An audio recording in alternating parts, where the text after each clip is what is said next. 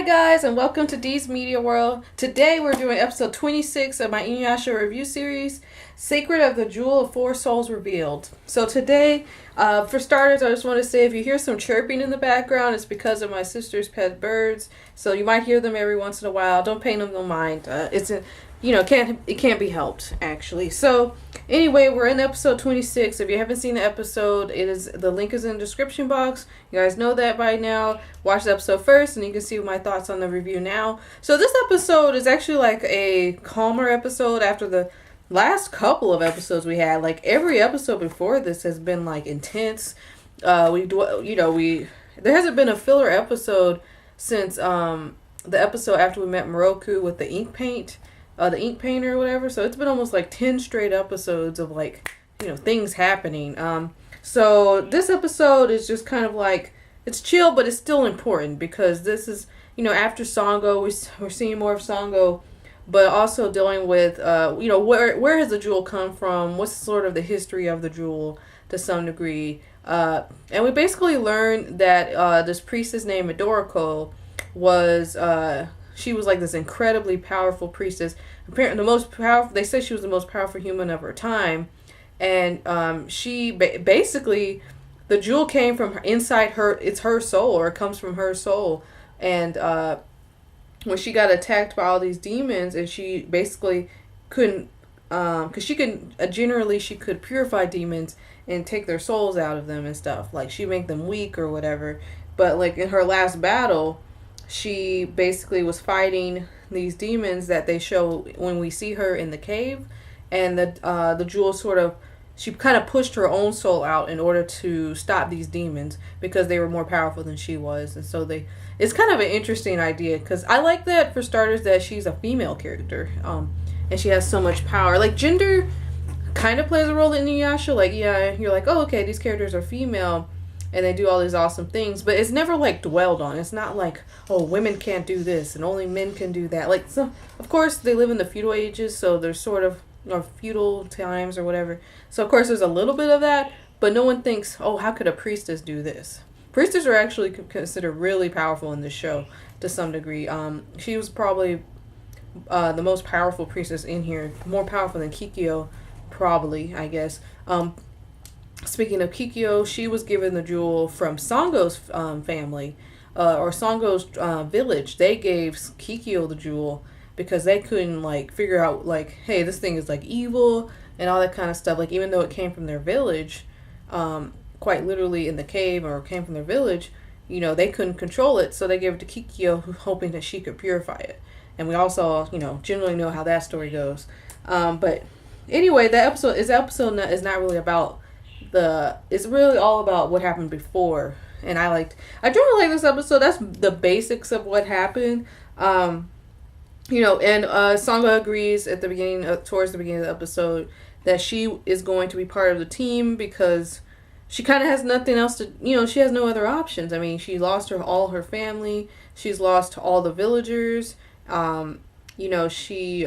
She's like, well, Kagome's like, well, are you going to come to avenge, your family? She's like, I guess. I mean, I know right now she's probably exhausted, but what is her options right now?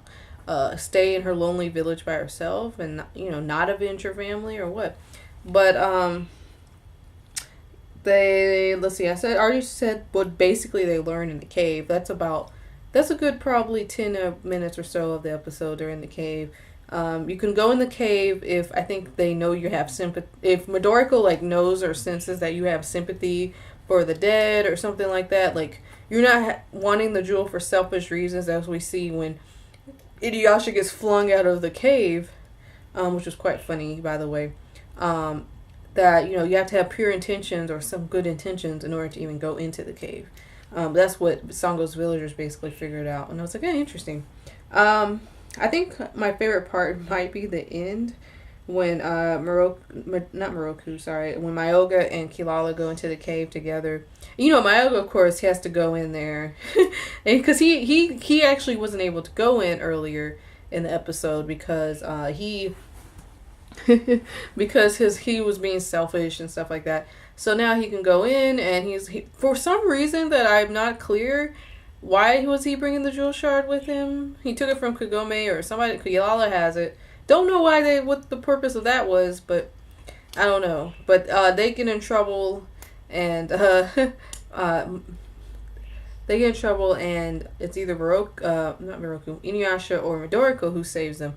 And I think it was both. I think, because I don't think what Myoga saw, because Myoga sees Midoriko saving him and Kilala after they get squashed together. He sees Midoriko, but then it shows Inuyasha. But I'm like, he doesn't actually know Midoriko like that.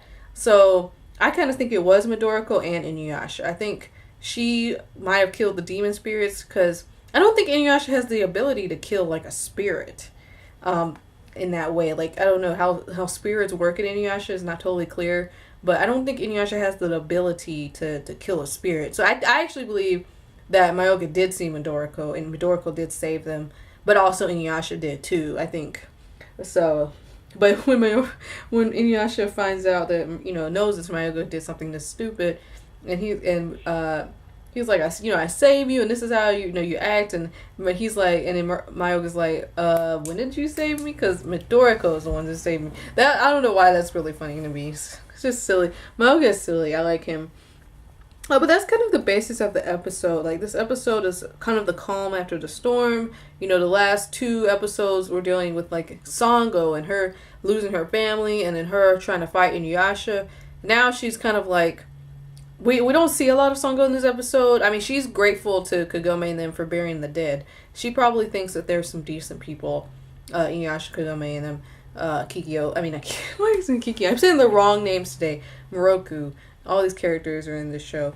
Let's see if there was anything else I wanted to say about this episode. Let's see. No, not really. I think that was mainly it. The ending. The very ending. We find out that it looks like Kilala was working with Midoriko back whenever Midoriko was alive. So Kilala is like super old. Super old. Like, if Midoriko, we don't know exactly when Midoriko was born, but it's clearly implied that it was like eons ago, like while ago. It was a long time ago. So Kilala is still like alive, but also like in shape and like can still fight and stuff. That is actually like an interesting implication. Like, Kilala was actually still around. She was Midoriko's vassal or whatever. I was like, okay, that Kilala is super old, and now she's Sango's vassal. That ending, it was really cute though. I guess they said let's end it in a cute way. When I looked this episode up on the wiki, Inuyasha wiki, I normally don't do that because there isn't a lot to say about this episode. It's just kind of like, it's kind of a necessary episode, I think, because it's like, okay, if you were wondering, how was the jewel formed, where did it come from, and all that kind of stuff, it is 4 souls and all that stuff. If that's that for a show that's this long, I feel that this should be explained. Because Inuyasha, I already told you, is almost 200 episodes. So, of course, at some point they need to explain, where the jewel came from and all that kind of stuff. But what I was about to say, on the wiki, they made a really interesting point. This show wouldn't exist without Midoriko. But Midoriko has an incredibly minor part in the actual show. Like, I think she might be mentioned in another episode. Not any that come to mind, but this character is like basically why this show exists. And it's because she's the one who's the creator of the Jewel of 4 Souls, which essentially is the kind of like the main, the main item that like everybody with the show is surrounded by. Like, everyone is affected by it. So I find that interesting that she is like the creator of this thing, but she has like a small, next to minor part. So that's all I really have to say about this episode. Tell me what you guys think after you see it. Deuces.